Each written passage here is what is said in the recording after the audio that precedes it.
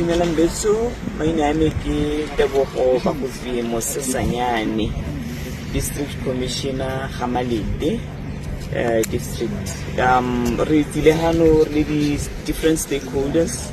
kana ba tsaya karolo mo kgaolong ya Gamalete ka gore e ba tlile ga borone thata, so batho ba bantsi ba tsaya gore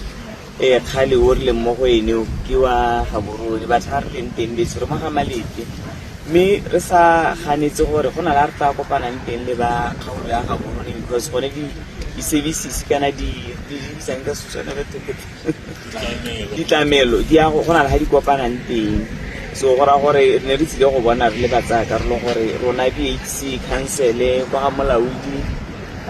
le botlhe ba ileng gore ba ka tswa ba so ga le yone komiti e lebelelang di tlhabollo re ka thusanya jang gore project e tswelele ya ka go setse go boletse sa le lontshitse mo ngwageng o hitileng. Yana kana rona le ofisi ya ga molaodi betso re ke rona ba re tlhokomelang bonno mo kgaolong,